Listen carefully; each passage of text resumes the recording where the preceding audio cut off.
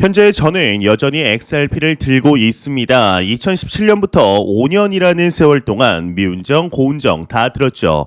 그렇다고 뉴스에서 떠드는 것처럼 SEC와의 소송이 당장 마무리되어서 내년 초에 $589에 도달할 것이라는 허무맹랑한 이야기는 믿지 않습니다. 이렇게 일일비하면 투자를 못합니다. 5년간 못 들고 있었을 것입니다. 코인에 투자하기 위해서는 정말 확신하는 코인에만 돈을 넣어야만 합니다. 이런 마인드라면 코인을 10년도 들고 갈 수가 있는 것이죠. 구독과 좋아요, 알림 설정 부탁드립니다. 안녕하십니까. 암호화폐 정보를 전달해 드리는 닥터비트맨입니다. 네, 화요일에 아침이 밝아왔습니다. 어떻게 오늘 하루 잘 보내고 계신가요? 이제 지난 주말까지 상승했던 크립토 마켓이 월요일을 기점으로 참 쉽지 않은 상황들 반복되고 있습니다. 일단은 코인 마켓캡에서 메이저 탑10 코인들 먼저 한번 살펴보도록 하겠습니다. 네, 일단은 시가총액 1위의 비트코인의 경우는 전날 대비 1.73% 하락한 26,600달러대를 나타내고 있습니다. 2위의 이더리움은 0.93% 하락한 1,573달러를 나타내고 있으며 6위의 XRP는 2.08% 하락한 0.46달러를 나타내고 있는데요.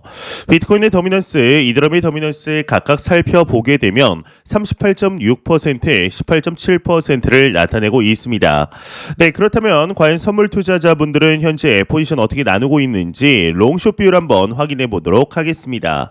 네, 일단 비트코인을 한번 보게 되면 비트코인은 롱 포지션이 55%로 우위를 점하고 있습니다.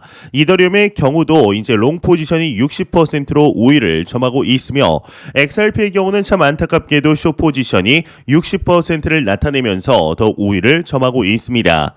네, 현재 닥터비트맨 셰르파 멤버를 모집하고 있습니다. 이 셰르파 멤버십은 단순히 기사를 읽고 해석해드리는데 초점을 두고 있는 멤버십이 아닙니다. 이 크립토 마켓을 통한 경제적 자유를 갈망하며 기댈 데 없는 외로운 암호화폐 투자 속에 강력하고 단단한 커뮤니티 형성을 지향하고 있습니다. 또한 여러분들을 각각의 크립토 셰르파로서 주체적인 투자 결정을 내리며 가상자산 시장에 대해서 나름의 해석이 가능한 수준까지 끌어올리는 것을 목표로 하고 있는데요. 매일 올려드리는 셰르파 전용 칼럼을 계속해서 보시다 보면 여러분들도 인지하지 못하는 사이 수준이 올라가 있으신 것을 느끼시리라 확신합니다. 가입을 희망하시는 분들은 현재 오른쪽 상단에 나오고 있는 카드를 클릭하시거나 영상 설명란과 고정 댓글창에 있는 내용을 확인하신 후 가입 부탁드립니다. 이 유튜브 자체 멤버십이 아니라는 점 꼭 참고 부탁드립니다. 네, 현재 이제 크립토 마켓에서 논란이 되고 있는 것이 바로 FTX 거래소의 파산설에 대한 논란입니다.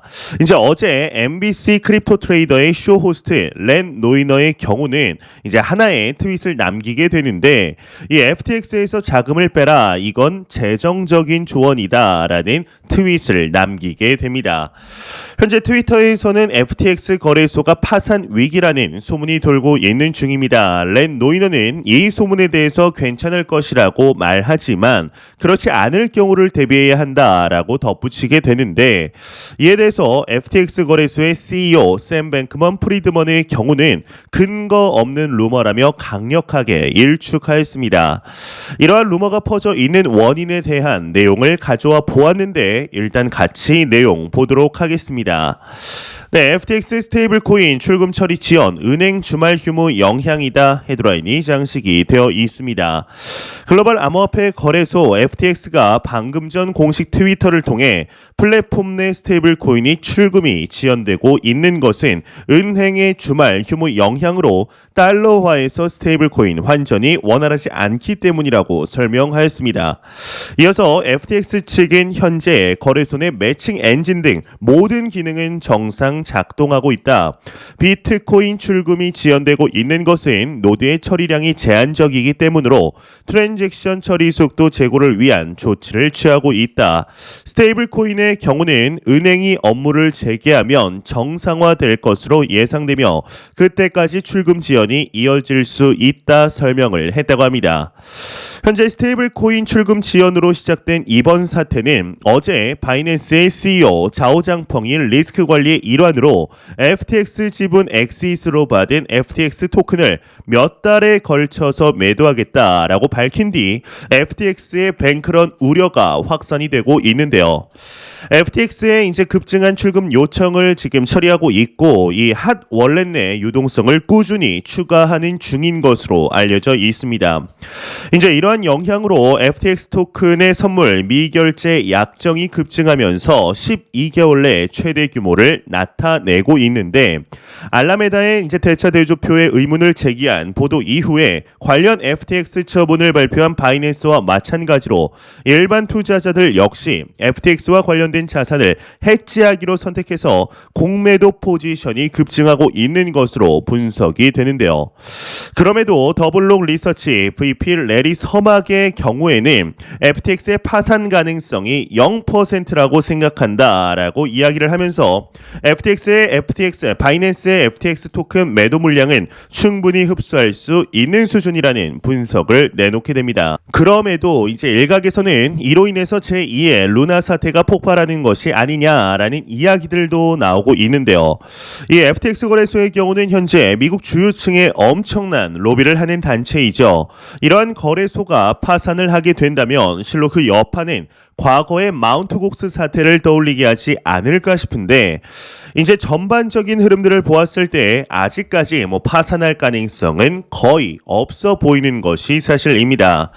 이제 흔히 말하는 뱅크런, 코인런 비슷한 모습이 이제 보이긴 하지만 크게 걱정할 정도는 아닌 것으로 보이는데 이에 대해서 이제 짧은 기간 논쟁이 있을 것으로 보이는 만큼 추가적인 소식 나오는 대로 바로 알려드리도록 하겠습니다. 지금 여기저기서 이제 비트코인에 대한 이야기가 들리고는 있지만 그 이야기가 귀에서 머리까지 가는 데는 이제 시간이 필요합니다. 너도 나도 비트코인에 대해 가치를 이야기하지만 아직 낯선 개념이기 때문에 크게 흥미를 느끼지 못하는 것이죠. 이제 늘 새로운 것에 관심을 기울이고 배우고 싶어하는 사람이 아니라면 비트코인은 매력적인 주제가 아닐지도 모릅니다. 일단은 좀 알아야 할 게 많죠. 기본적인 상식으로 풀어낼 수 있는 개념이 아닙니다.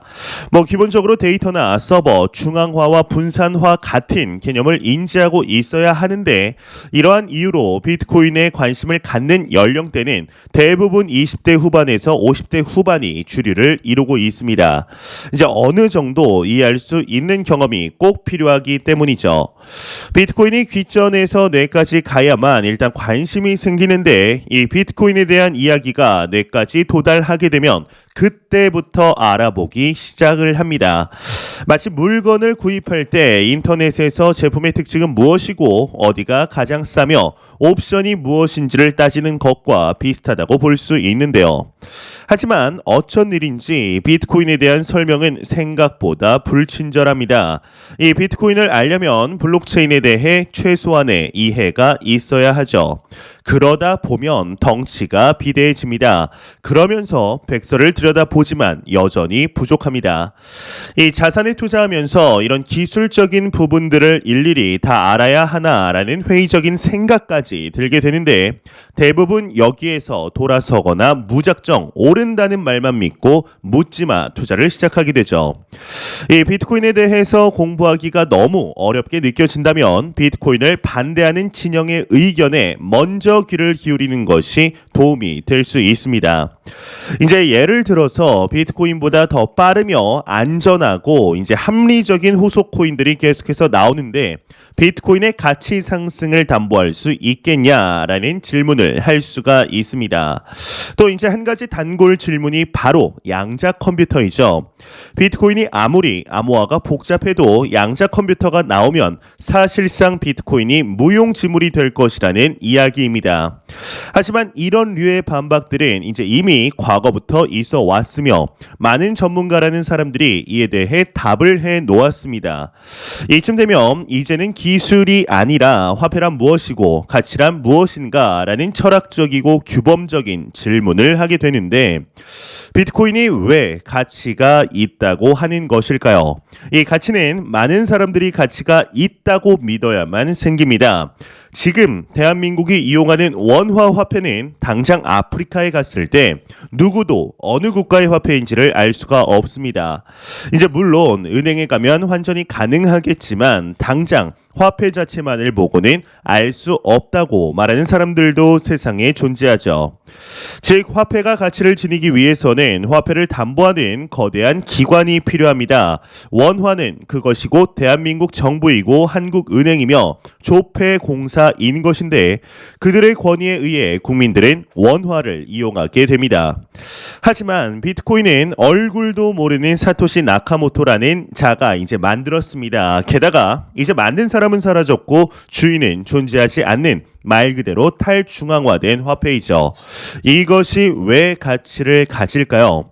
이 코인이 가치를 가지기 위해서는 그것을 인정하는 사람들이 필요합니다. 이것을 코인에서는 커뮤니티라고 부르는데 단순히 코인뿐이 아닙니다. 이 대체 불가능한 토큰, 즉 NFT 역시 마찬가지인데요. 이 한국에서는 미술품이나 게임 아이템처럼 인식되는 NFT 역시 그것이 가치가 있다고 믿는 사람들이 존재해야만 가치를 인정받게 되죠. 비트코인은 이미 코인 생태계뿐만 아니라 대중들에게 가치를 인정받았다는 사실이 매우 중요합니다. 알트코인 중에서 가치를 대중에게 인정받은 코인이 있을까요? 이제 이더리움과 XRP 정도지만 이 역시 벽을 느끼는 투자자들이 많은 것이 사실이죠. 이제 그만큼 비트코인의 지위는 독보적이다라고 할 수 있는데 기관 투자자들이 비트코인에 투자하는 이유는 단순한 수익률 때문만이 아닙니다. 그만큼 많은 사람들이 비트코인을 가치 있다라고 믿기 때문이죠. 제가 코인에 처음 투자하기 시작했던 2017년 당시만 하더라도 이 비트코인에 투자한다라는 말을 하면 사람들이 도박과 같은 선상에서 쳐다보았습니다. 이제 하면 안 될 것을 하는 사람처럼 말이죠.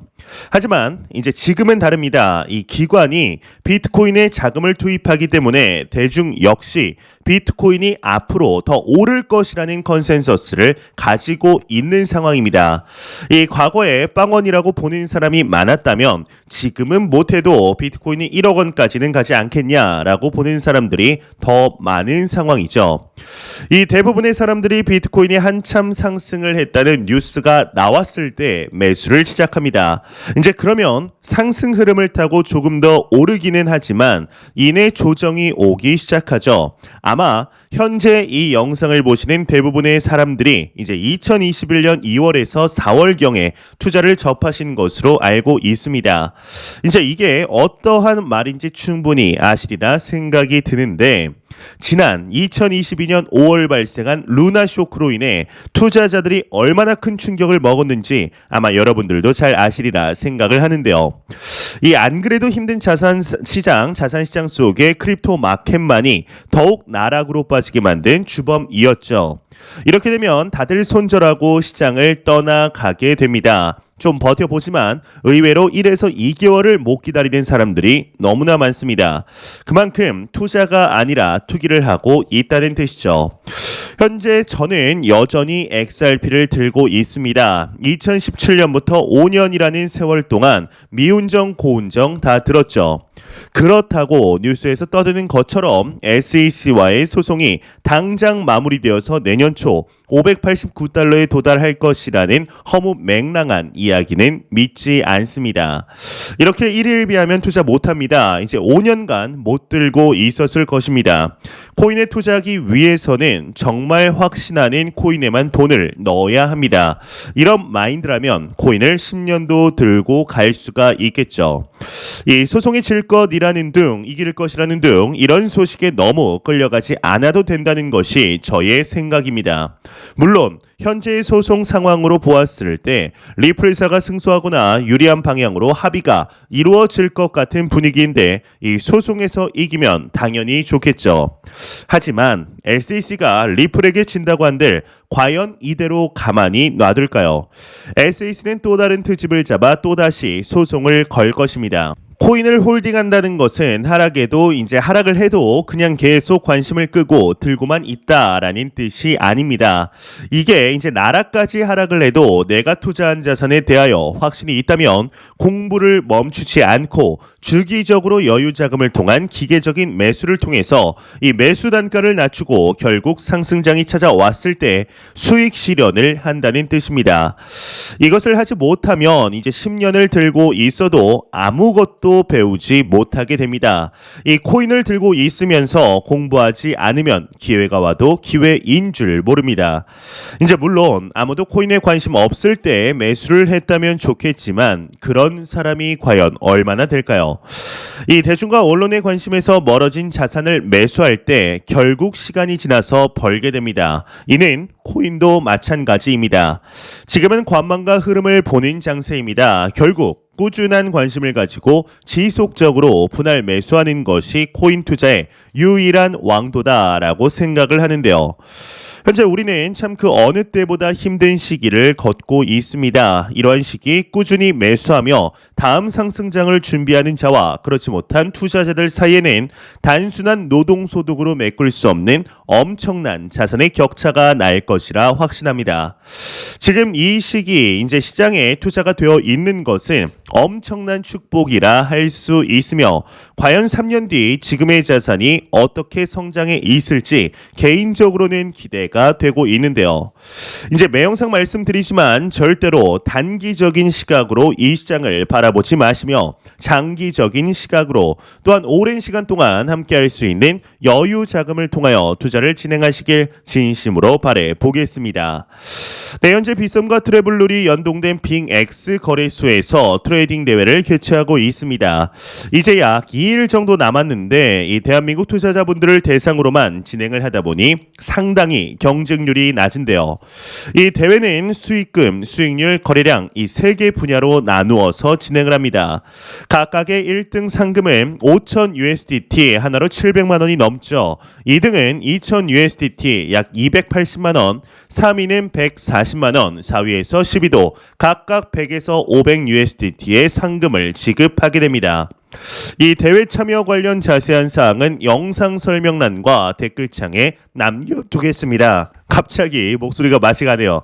네, 일단 저번처럼 경쟁률이 상당히 낮으니까 참여하시면 대부분 다 받으실 수 있으실 것입니다. 네, 제가 준비해온 소식 여기까지입니다. 영상이 도움이 되셨다면 구독과 좋아요 그리고 광고 한 편만 처음부터 끝까지 시청 부탁드립니다. 이 채널은 오직 광고 수익으로 운영이 되게 됩니다. 항상 영상 시청해 주시는 시청자분들, 구독자분들 너무나 감사드립니다. 오늘 남은 시간 잘 마무리하시길 바라면서 저는 더욱 도움이 되는 영상으로 찾아뵙도록 하겠습니다. 지금까지 닥터 비트맨이었습니다. 감사합니다.